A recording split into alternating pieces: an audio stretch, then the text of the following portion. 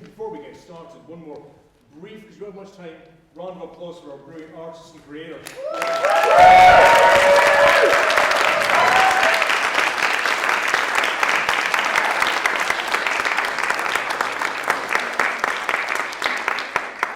Okay, so good evening, and welcome to our post-show discussion on censorship, art, and activism.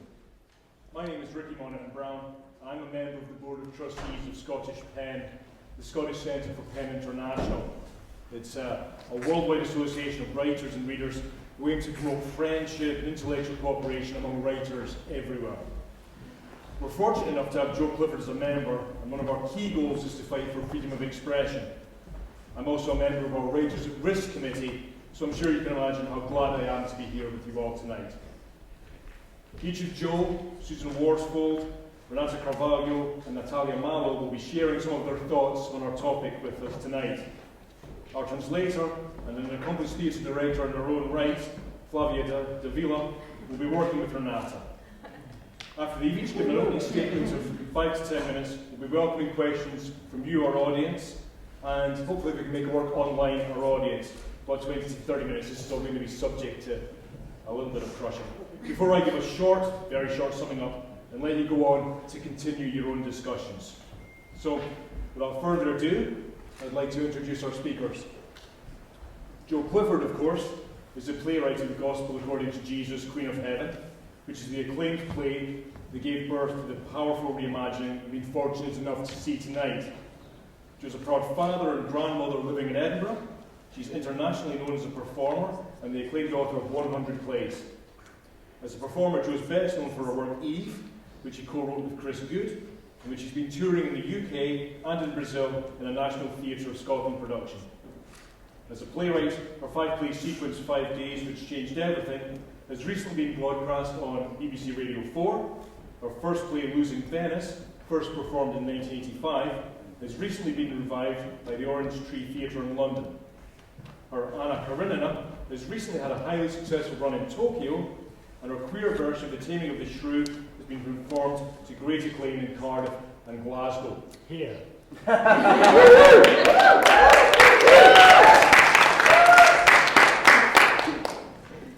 Susan Worsfold is a director and designer of The Gospel and a founding director of Queen Jesus Productions.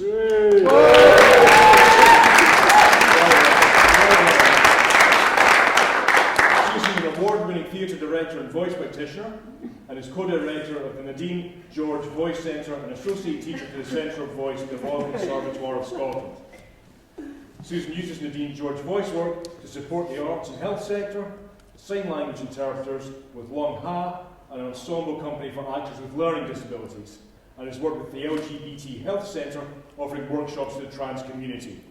She currently delivers voice workshops in Scotland, France, Brazil, and Lebanon.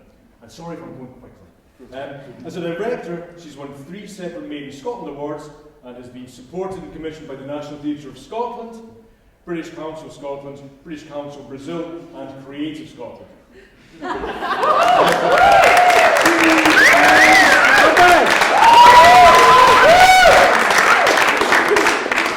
There's more, but I think you get it. Renata Carvahlo is an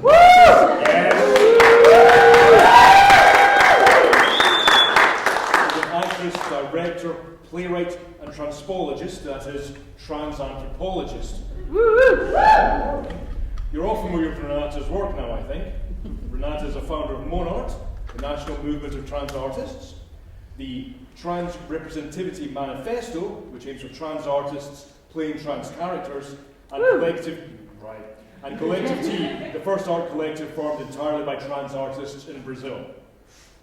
And Natalia Mallo is a multi-artist and cultural entrepreneur born in Argentina and based in Sao Paulo, Brazil.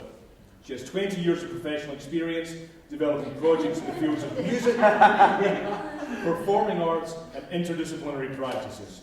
She's a skilled composer, dramaturge, performer, director, curator, and creative producer.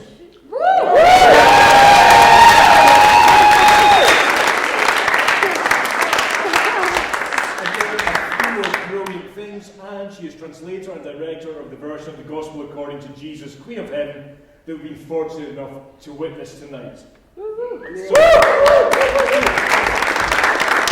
without further ado, Joe, would you like to get us started with some thoughts on censorship, art and activism? I think the really important thing to begin with is to say that it's not the case that we live in a free country here and how bloody horrible they are in Brazil. Don't let's feel superior. Speaking as someone that has suffered censorship of the most profound kind for over half my life, in the sense that I was not allowed to be myself. Now, we take this for granted in this country, but it is a crime. I was also blocked and prevented from being a performer for most of my life. And this work that you have just seen here, so amazingly done, is a product of a lifetime of struggle against self-censorship, because we tend to internalize this shit, and external censorship. Most of you, I think, will know that 10 years ago, when I first performed this show up in the little changing house, the street outside was filled with angry Christians, Catholics and radical Protestants, usually who hate each other, but that night were united in their hatred of me. So I've done my bit for church unity. And they very strongly wanted to silence me. And this has been the first of many attempts that we have suffered to be silenced in this country. I'm just thinking about the people who tried to stop us performing in Manchester, the rotten, wretched souls in Belfast with their megaphone and their bagpipes that were there to physically prevent my voice being heard. I'm thinking of the hundreds and thousands of people on the internet, the first time I put on this show here, who all wished a variety of horrible deaths on me, and all said how happy they would be in the day of judgment to see me go down to hell. And it's a wonderful experience for me now to be here, to see the street empty of protesters, because love in the end conquers hatred. But the struggle for freedom of expression continues here just as it continues throughout the world. And every time I perform the show, I'm aware that these are words that are too dangerous to be spoken in Brazil. And not only in Brazil, but in Russia, the Middle East, in Africa, in the southern states of America. But I'm also aware of the power of these voices. It's a huge, huge privilege for me to be with these courageous artists here.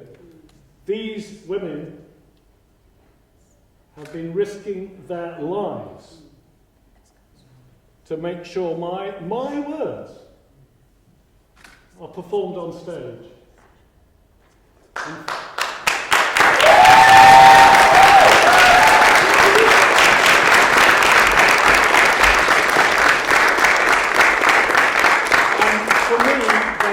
Incredible responsibility and incredible honour. And what it challenges me to do is to value the words I have written. We must all value the words we write and the words we say, because words have power. And in this crucial time in our history here, in Scotland and in, I won't say Great Britain,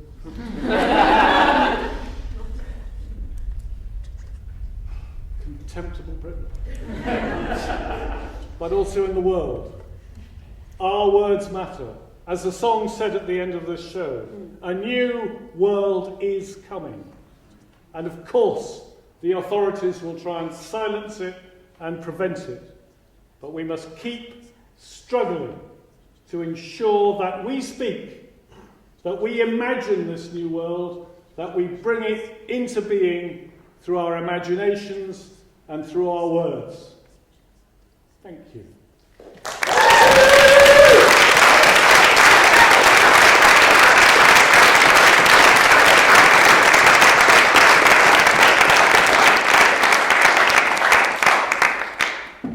Thank you, Joe. And Natalia, would you like to share a few words with us as well? Okay.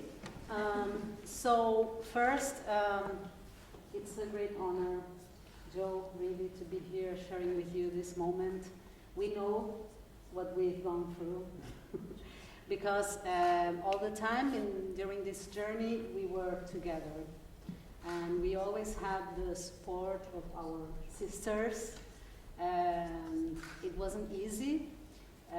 It's been almost 3 years since we opened in Brazil, and if some of you come tomorrow, I will tell the whole story of what happened with this play in Brazil. But it's a journey that includes like 16 court orders and death threats and the president himself tweeting against us, calling the society to come against us. And that's just, a short introduction to what happened. But it's not only about that. It's about the cultural change that is necessary in Brazil regarding the social perception on the trans body, the non-binary body, and any form of dissidence or non-conforming bodies and ways of existing. And this play happened to happen in a very crucial moment without any of us planning that. I saw Joe in Edinburgh in 2014 at the Fringe, and I wasn't aware of what I was going to see and how it would change my life. So I went there and just went to see it, and I was completely shocked. I was confronted with my own transphobia, my own ignorance of the trans experience whatsoever. I didn't have a clue of that. There was no trans person in my life, and Joe made me see that. But at the same time, it was comforting. It was a loving experience and a spiritual experience, and I fell in love with the words, with the poetry, the quality of the way things were being said to me. So on that night, I translated the play to Portuguese, on that very night. I couldn't sleep if I didn't. So, and then we started this beautiful friendship that we share now. And then a year after that, just maybe saying a little bit of things that you might want to know. A year after that, I found Renata on Facebook. I did a post like, I'm looking for a trans actress, because I didn't know anyone who could play the part. And some people said, no, Renata, her name was popping all the time.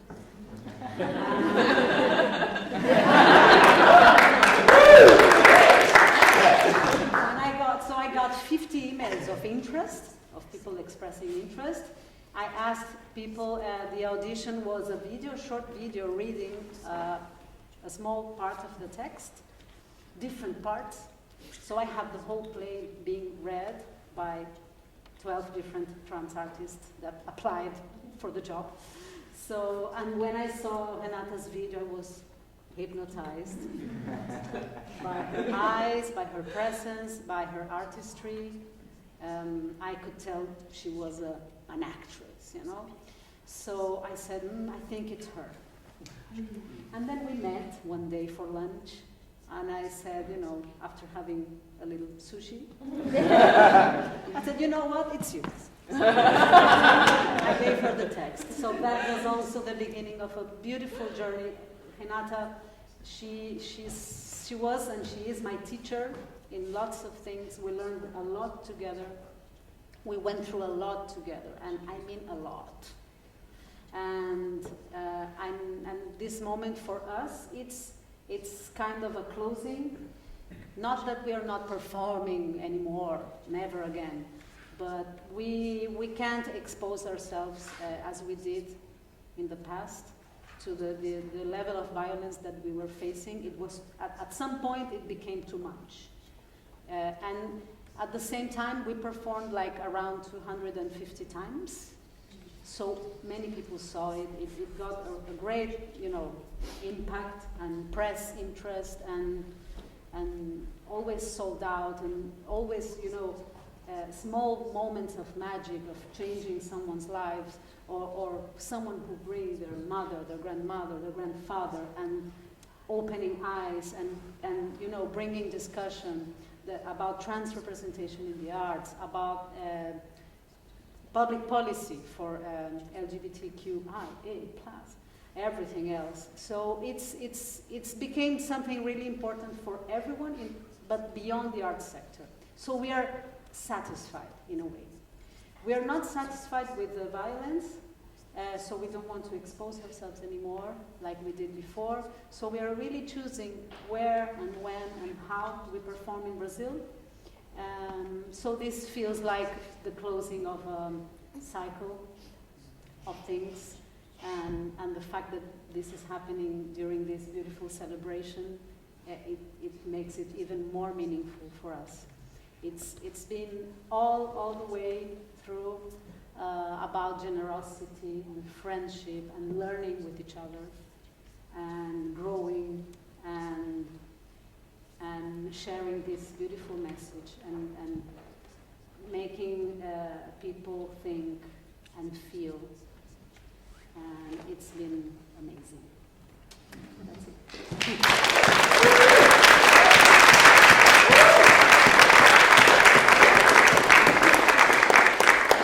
Thank you for yet more beautiful and important words, Natalia, and also serving as an introduction to our next speaker, the woman who is on everyone's lips tonight, Renata, with hopefully maybe a bit of help from Flavia.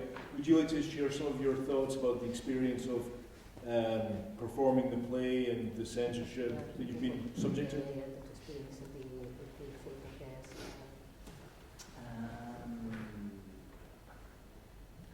Eu sempre digo I always say, que a Jo escreveu a peça para mim, não Joy wrote this play for me, not for her. Quando eu li a peça, The first time I read the play, eu falei, sou eu. I said, that's me. Eu sou atriz há 23 anos, I've been an actress for 23 years, mas eu não, devido à transfobia, but due to transphobia, eu não consegui alcançar espaços de arte no Brasil. I never managed to get into any art spaces in Brazil. Por isso que eu criei o Manifesto de Representatividade Trans. This is why I created the Manifesto for Trans Representation. Is that the name of the manifesto? Yeah. Trans Representation, the Manifesto. Já sofremos 5 censuras no Brasil, We've been censored 5 times in Brazil, 2 judiciais 2 lawsuits, e 2 político-religiosas. and the other 2 also with connection with politics and religion. Todas as apresentações tentaram cancelar, todas. They've tried to cancel every single performance. Eu já apresentei com colete à prova de bala, I have performed the play wearing bulletproof vests. já jogaram uma bomba onde a gente estava se apresentando. There was an occasion when a bomb was thrown in where we were performing. Já teve polícia dentro da sala porque tinha pessoas na plateia querendo me bater. We had riot police inside the room, inside the venue, because people wanted to hit me.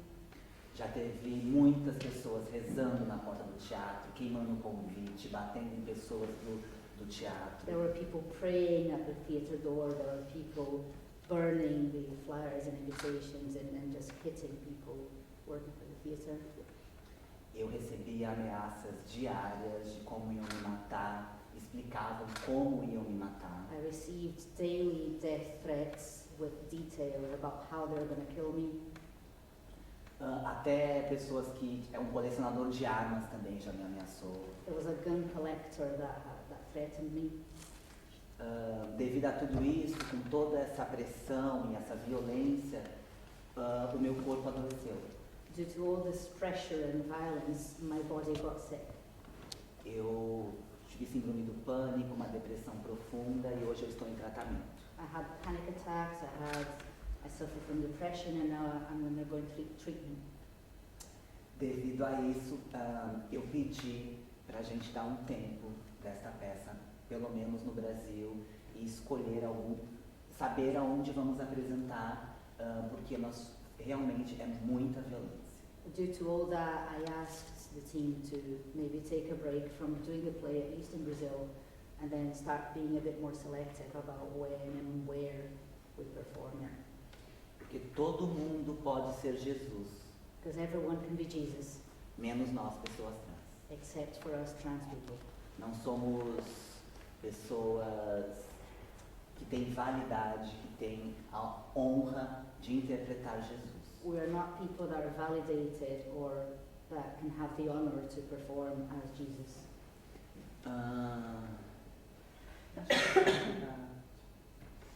Should like to move it to the audience. Acho que Falk.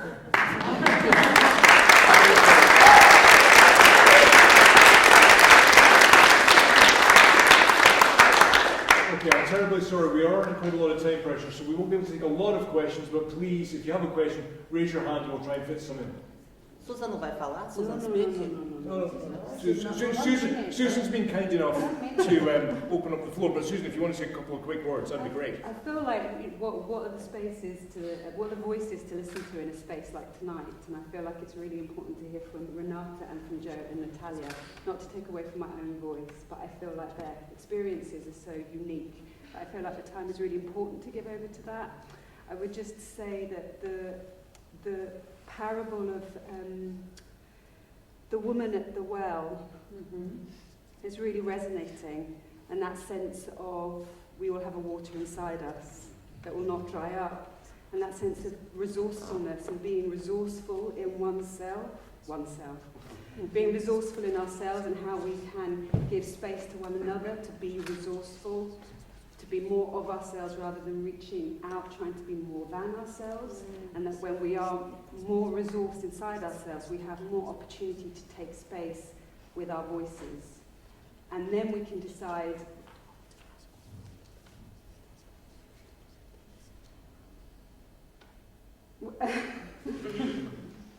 whose voices we really need to listen to. So I was so moved to see the moment of the whited sepulchre in the beginning with the sermon, and I saw you, Renata, moving and moving and moving, and it reminded me of video images of, I'm not going to pronounce it, Garanhuns. Garanhuns was the worst episode of censorship that we went through. And how you were fighting for audience and for people to come in, to be with you as they were ripping up the theatre, as you've described. And so I was really moved to see that particular moment, as well as to see this production for the first time. I've seen it in rehearsal, but I've never in all the years seen it in production, and Joe has and Annabelle has. And I'd just like to thank Natalia and Renata and Joe for being here, and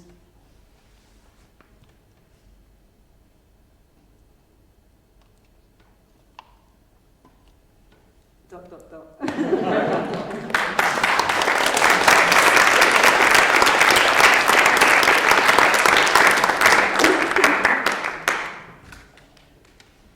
Thank you, Susan. So, just very quickly, I think, since I saw one very enthusiastic person with a hand up here, let's try and get a question from the audience so we can all kind of feel part of tonight's experience, even more so than we are already. So, what's your question for the audience?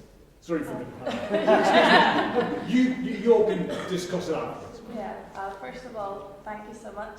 Muito obrigada. And I think the question is more towards Natalia about the translation.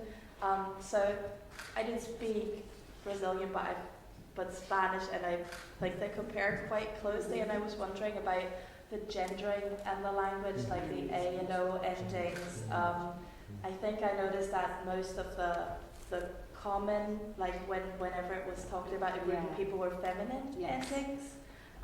whether there was any thought about gender neutral endings, whether there's something like that, and also just the thoughts behind really choosing which ending to use in groups of people.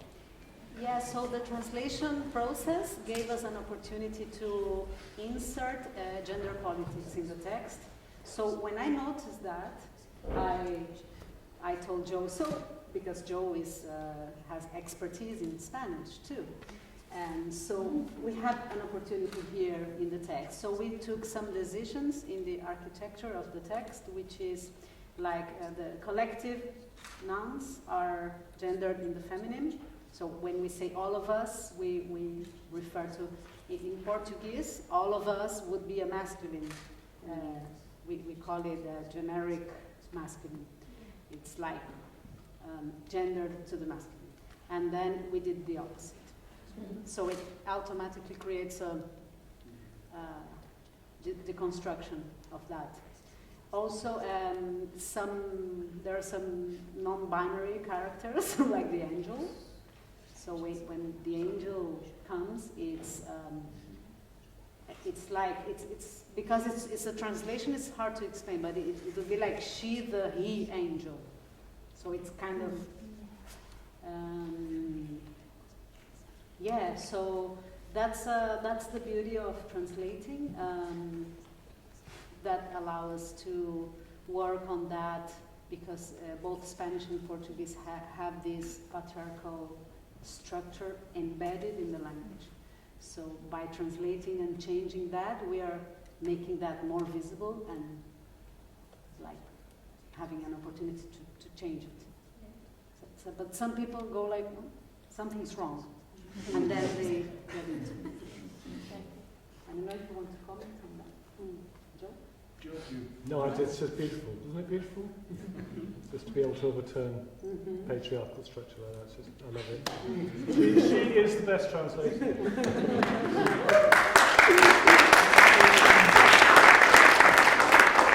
Well, that was a beautiful moment and a beautiful insight for us to get. So thank you, Natalia, and thank you for your question. And unfortunately, as I say, we are under time pressure, but I know that you would all like to take a moment to join me in showing your appreciation for everyone who's been involved in tonight's production and our short discussion. I know we're under a great deal of time pressure. I can't apologize. Can I just ask one little thing? Let's go, Mark, very quickly. Então, eu entendo porque vocês não querem mais apresentar no Brasil, mas você... Só uma pausinha para traduzir para o público. I understand why you don't want to present the show in Brazil anymore. Mas você acha que a gente deve perder a esperança? But do you think we should lose hope?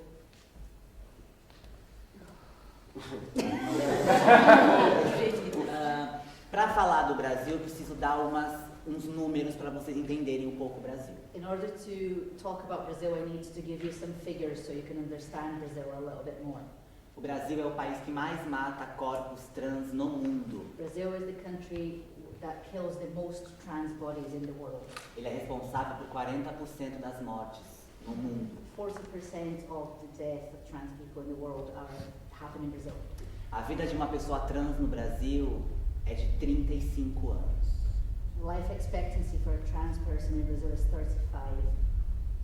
O Brasil é um dos países que mata mais pessoas negras por ano do que um país que está em guerra. Brazil kills more black people per year than countries at war. Está acontecendo agora no Brasil um genocídio da população indígena, negra e trans. Right now in Brazil what we see is a genocide of black people, trans people and indigenous people.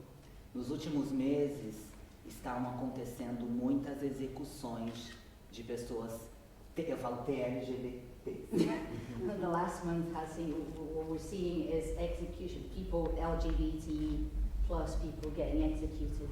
O Brasil é um dos países que mais mata mulheres no mundo. Brazil is one of the countries that kills the most women in the world. A nossa segunda causa de morte no Brasil é o suicídio. The second biggest cause of death in Brazil is suicide. Com esse contexto, With this context, o Brasil votou no Bolsonaro por afinidade ao ódio. Brazil elected Bolsonaro because of an affinity with hate. Somos um país que crescemos na violência. We are a country grown out of violence, E muito se deve à Europa. and a lot of that is thanks to Europe. Para a Europa estar de bem hoje, o Brasil tem que estar na merda. So Europe can do well, Brazil has to be in deep shit. Agora eu vou te responder. Now I'll answer your question. Se eu não tivesse esperança, eu não seria atriz. If I didn't have any hope, I wouldn't be an actress. Eu sou atriz porque eu quero mudar o mundo, I'm an actress because I want to change the world, pelo menos o que eu alcanço. or at least as far as I can reach. Eu continuo fazendo teatro, acabei de estrear um novo espetáculo I'm still making theatre. I've just opened a new show chamado Manifesto Transpofágico, called Manifesto Transformagem, No qual- Transformers Manifesto, no qual eu falo sobre o corpo travesti. in which I speak about the transvestite body. Eu- Travesti body. Travesti body. Porque o teatro, eu acredito que o teatro ele tem o poder de mudar mentes, abrir corações e colocar luz em temas tão obscuros na nossa sociedade. I believe the theatre has the power to open minds, open hearts, and bring light to the darkness that lies in our society. Então, a minha maneira de militar é fazendo arte. So my activism is through art, E eles nunca vão me parar. and they will never stop me. Porque já me tiraram de todos os lugares. They have gotten me out of all sorts of places. Fui expulsa de casa, tive que me prostituir. I've been kicked out of home. I had to prostitute myself. Eu não falo com a minha família. I don't speak to my family. Então, como é que eu posso falar? Me emocionei um pouco. Mas do teatro ninguém te tira. Mas do teatro ninguém me tira. They kicked me out of theatre.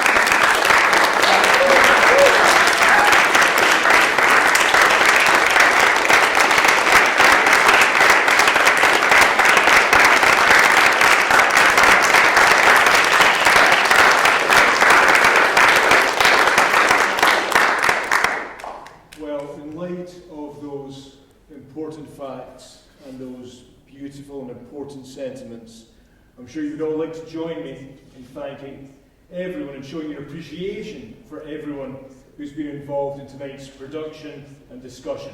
That's everyone at the Tron Theatre, Annabelle Cooper, our producer, and a